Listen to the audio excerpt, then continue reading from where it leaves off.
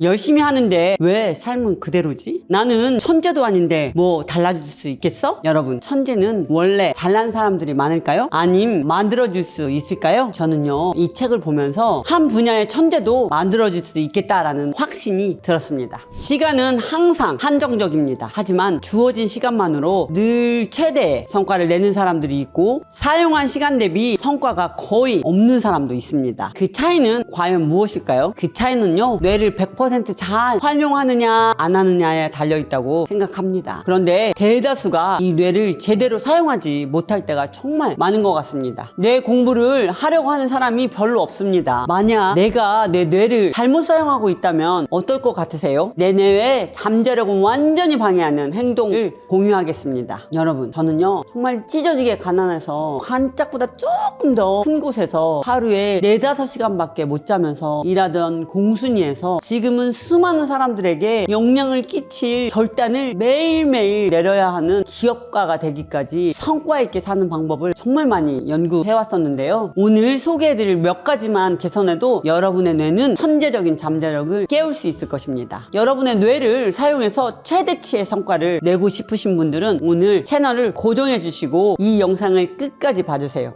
몰입은 즐거움과 특별한 감정을 동반하는 놀라운 경험이다. 무엇보다 주어진 문제를 머릿속에 품고 있기를 몇 주간 지속하다 보면 열애하는 것 같은 감정 상태에 이르게 된다. 새벽에 혼자 일어나서 주어진 문제에 몰입하다 보면 세상은 모두 잠들어 조용한데 이 광활한 우주에 이 문제와 이 문제를 생각하는 나 오로지 둘만 존재한다는 느낌이 들곤 한다. 평소 자신의 능력보다 훨씬 높은 지적 능력이 발휘되고 있다는 사실 때문에 감격에 가까운 만족감을 얻는다. 그러니까 모든 것이 하나가 되는 무라일체가 되는 거네? 근데 시간이 가는지도 모르고 너무 집중해서 열애하는 감정과 같다고? 이게 무슨 말이야? 저도 두 번째 사업을 낼 때 진짜 한 2년 정도 완벽하게 몰입한 적이 있어요. 이 몰입 상태는요, 흥분된 상태고 정말 행복한 상태, 가슴 뛰는 상태, 막 파워풀해지는 상태, 막 이런 느낌이거든. 뭐 어떤 것을 고민하다가 이게 생각이 딱 이게 아하 모먼트가 올 때 어떤 느낌이냐면요, 여러분이 파란 우주에 슈퍼맨처럼 이게 딱 있는데 온 머리랑 온 세포가 떠 있는 거야. 가슴은 막 터질 것 같고 진짜 안 먹어도 배가 부르고 이런 진짜 열의의 느낌 있잖아요. 뭐야, 완전 다른 세상 이야기 같아. 그래서 뇌를 제대로 쓰려면 뭐를 해야 하고 뭐를 하지 말아야 하는 거야? 3가지만 뽑아서 말해줘. 벌써 주말이 끝났어? 내일 월요일이야. 출근해야 하네? 좀 더 쉬고 싶은데? 다들 이런 생각 한 번쯤은 해보셨죠? 주말 동안 하지도 않았던 걱정과 스트레스들이 일요일 밤이 되기만 하면 몰려옵니다. 그런데 여러분, 내가 걱정을 한다고 해서 또는 과도하게 스트레스들을 받는다고 해서 문제가 해결된 적이 있나요? 생각을 많이 하라는 것이 아니라 생각을 잘 하라는 것이죠. 내가 안 하고 싶은 것을 생각하는 것은 사실 망상입니다. 이런 생각들이 올라올 때마다 흘려보내고 내 인생이 이상적으로 또는 내가 하는 일이 이상적으로 흘렀을 때를 생각하며 몰입하셔야 합니다. 바쁜데 언제 몰입을 하고 있어? 하실 수도 있는데요. 황농문 박사님께서는 요즘같이 바쁘게 사는 사람이 몰입하기에 가장 좋은 타이밍은 잠자리에 들기 전이라고 하셨습니다. 긴장의 상태가 계속되면 스트레스파라고 부르는 베타파가 나오고, 편안할 때에는 알파파, 여기서 생각의 속도가 느려지면 세타파가 나옵니다. 이것은 꾸벅꾸벅 졸거나 잠이 들기 직전의 상태입니다. 선잠 상태일 때에는 장기 기억이 활성화되고 고도로 활성화된 뇌를 이용하기 때문에 아이디어도 잘 나오게 되는 거죠. 문제를 생각하다 잠이 들고 새벽이면 그 생각과 함께 잠이 깬다. 그러다 다시 생각을 하면서 잠이 들고 아침이 오면 역시 그 생각과 함께 잠이 깬다. 이런 상태가 계속되면 주변 현실은 마치 지나가는 차창막 풍경처럼 느껴진다. 100% 몰입 상태가 되면 잠에서 깨어날 때 혹은 잠에서 깨어 의식이 돌아올 때 이미 그 문제를 생각하고 있다. 이런 상태는 깨어나기 전 이미 그 문제를 생각하고 있었다는 것을 의미한다. 잠이 든 내내 그 문제를 생각하는지는 알 수 없지만 잠에서 깨기 직전에 그 문제를 생각한 것은 틀림없다. 이와 같이 잠에서 깨어날 때 그 문제와 함께 의식이 돌아오는 것이 몰입 상태의 전형적인 특징이다. 아니, 잠을 잘 때는 잠만 자야지 또 문제를 해결한다고? 이게 진짜 가능해? 그럼 켈리는 최근에도 몰입한 경험 있어? 하나만 공유해줘. 정말 중요한 직원 한 명이 회사를 그만둘 것 같은 거야. 근데 그 직원이 꼭 있었으면 좋겠는 거죠. 진짜 막 몰입하면서 몇 년 며칠 동안 어떻게 하면 이 직원이 정말 우리 회사에 행복해하고 꾸준하게 있을까. 이 직원이 떠나면 정말 큰일인데 이렇게 해서 그 방법을 몇 날 며칠 고민하다가 한 3주 정도 고민을 했었나요? 근데 어느 날 아침에 자고 일어났는데 딱 생각이 난 거예요. 그래서 어제 그 직원하고 미팅을 하면서 그 얘기를 했죠. 요거가 있는데 이렇게 하면 어때? 그랬더니 너무 좋아하는 거였죠, 이 직원이.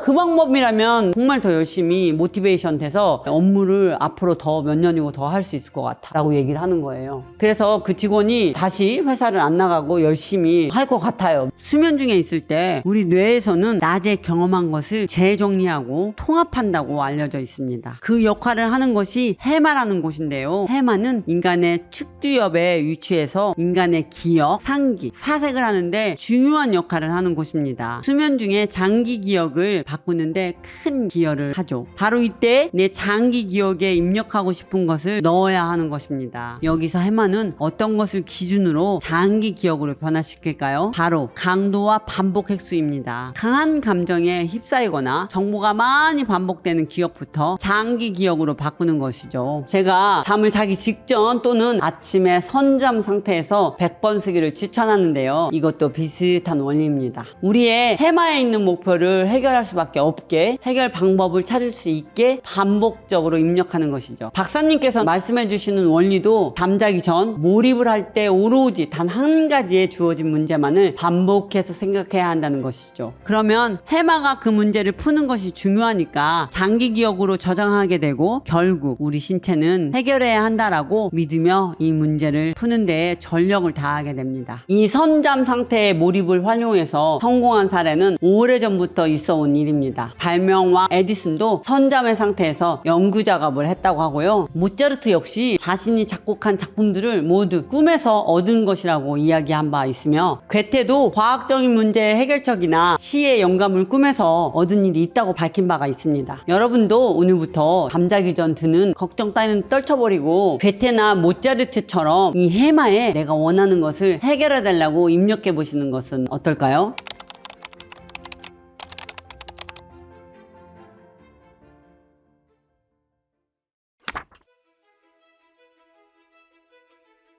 자기야, 뭐 먹고 싶어?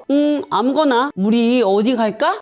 아무데나. 이런 분들 많이 계시죠? 요즘 최근 등장한 챗 GPT에게 어디 추천해줘 이렇게 말하면 다 알려줍니다. GPT가 다 해주는데 꼭 생각을 하고 살아야 하나? 이런 생각이 들 정도입니다. 하지만 여러분, 전략적으로 생각할 수 있는 사고 능력은 매우 중요합니다. 물론 제가 항상 강조하는 실행력이 뒷받침이 되어야 하지만 결국 우리는 창의력 있게 생각하는 사람들이 만든 세상에서 살고 있습니다.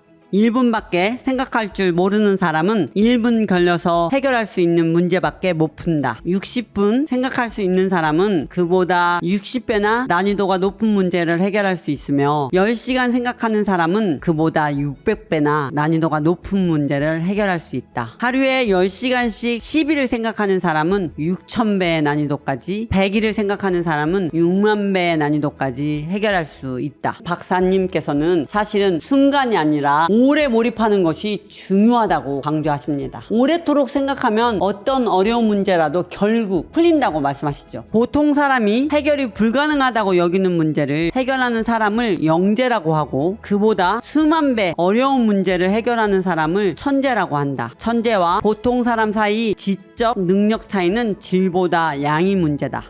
박사님께서는 영재 교육은 아이들에게 난이도가 높은 문제를 내주고 오랜 시간을 생각하며 스스로 해결하도록 유도하는 교육이라고도 말씀하셨죠. 저도 여기에 정말 공감하는 것이 앞으로 세상에서는 창의력 있고 스스로 문제 해결력이 뛰어난 사람들이 정말 많이 필요합니다. 실제로 전 세계의 수많은 기업에서도 이런 분들이 인재로 인정받고 있습니다. 그래서 저도 딸이 혼자서 생각하고 문제 해결력을 키울 수 있도록 많이 옆에서 도와주고 있습니다. 그런데 요즘은 어떤 문제에 부딪혔을 때 얼른 답안지를 보거나 남에게서 답을 빨리 찾으려는 분들이 많은 것 같아요. 특히 AI 발전과 GPT 영향으로 이런 현상이 더 심해질 것이라고 생각합니다. 그런데요, 문제를 회피하면 어쨌든 또 다른 문제에 부딪히게 되어 있습니다. 무슨 일이든 쉽사리 포기해버린다면 나머지 다른 영역에서도 분명 조금만 안 되면 포기해버리고 말 것입니다. 이 문제를 해결하는 방법은요, 바로 이 몰입을 활용하는 것이라고 생각합니다. 누가 생각하고 집중하는 게 좋은 건지 모르나? 이렇게 생각하시는 분들이 계실 수 있어요. 하지만요, 대다수가 이 도구를 몰라서, 그 사용법을 몰라서 못하시는 분들이 너무 많습니다. 그런데 이 생각법이 잘 나와 있는 도구들을 사용할 수 있느냐 없느냐로요, 그 차이가 어마어마하게 달라집니다. 이 책은요, 여러분들이 몰입할 수 있게 다양한 도구들도 소개하고 있습니다. 그래서 이 책을 적극적으로 추천하고요, 저는 그중 기본적인 몇 가지를 알려드리겠습니다. 몰입의 가장 기본적인 조건, 첫 번째는요, 상념에 잠기는 대신 한 가지 일에 집중하는 것으로 노력을 해보는 것입니다. 우리는 한 시간에 2000가지 생각을 하고 하루 온종일 5만 가지 생각을 한다고 합니다. 하지만 이런 생각은 마음속에서 흘러가는 생각의 일종일 뿐입니다. 이건 내가 내 뇌의 주인이 되는 것이 아니고 이 5만 가지 상념이 내 뇌의 주인인 자리를 차지하고 있는 것과 같은데요, 몰입은 5만 가지 생각을 하는 것이 아니라 오로지 한 가지 일에 집중하고 나의 잠재된 능력을 최대로 끌어올리는 것을 의미합니다. 몰입의 두 번째 조건은요, 목표가 명확하고 일의 난이도가 적절하며 결과의 피드백이 빠른 것부터 먼저 시도해 보기입니다. 목표는 명확하지만 난이도가 너무 높아서 아무리 생각을 해도 해결이 되지 않아 피드백을 받을 수 없는 경우, 뇌에서는 오히려 얼마나 중요한 문제이기에 몇 달 며칠을 이 문제에 생각할까, 아마도 이 문제를 해결 못하면 죽나 보다 라고 판단한다고 합니다. 그래서 우리의 뇌에서는 비상사태를 선포하고 이 문제를 해결하는데 온 힘을 쏟게 되는 초월적인 힘도 발휘한다고 하는데요, 하지만 처음 도전하시는 분들은 너무 어려울 수 있으니 난이도가 적절한 것으로 시도해 보시는 것을 추천하십니다.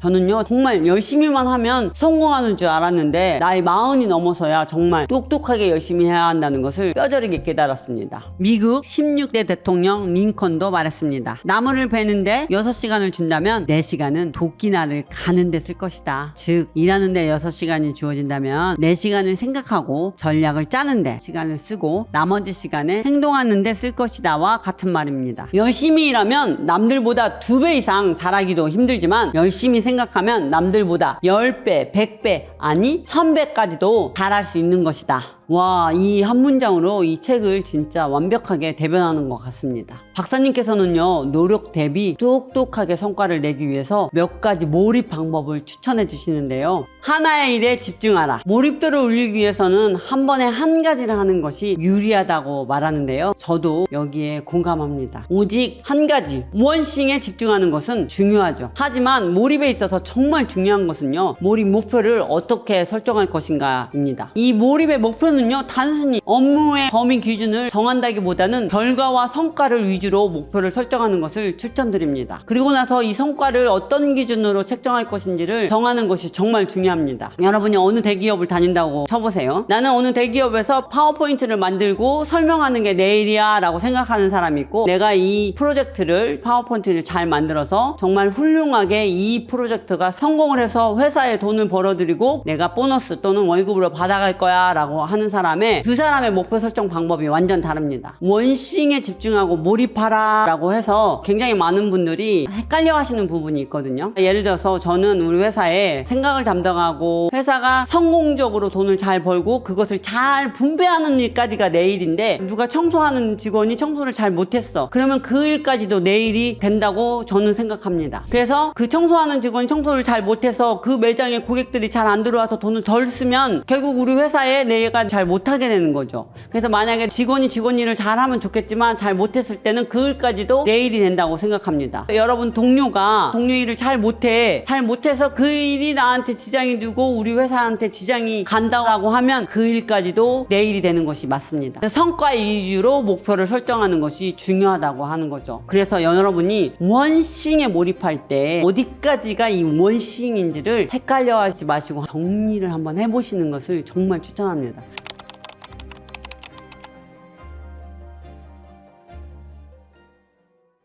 근데 나 같은 일반인한테는 여전히 몰입이 어려운 것 같아. 어떻게 해야 할까?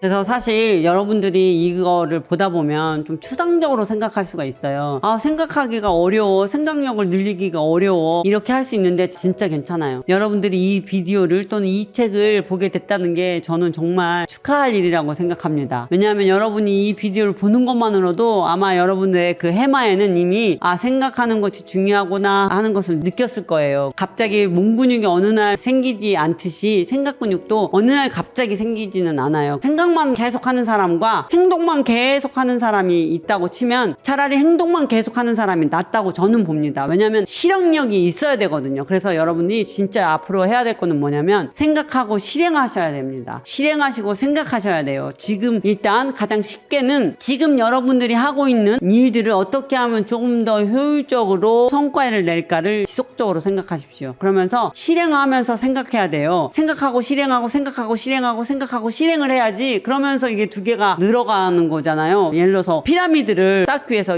계속 돌을 쌓는 사람이 있고 어떤 사람은 피라미드를 짓겠다고 생각만 계속해서 머릿속에만 짓는 사람이 있다고 치면 차라리 돌이라도 쌓은 사람이 낫지만 여러분들이 이거를 동시에 두 개를 해야지 정말 실행할 수 있는 피라미드를 머릿속에 생각하면서 그릴 수가 있거든요. 그래서 매번 조금씩 실행하시면서 지금 하고 있는 것을 효과적으로 할 수 있는 방법을 계속 생각하시는 게 첫 번째 여러분들이 해야 될 행동이라고 생각합니다.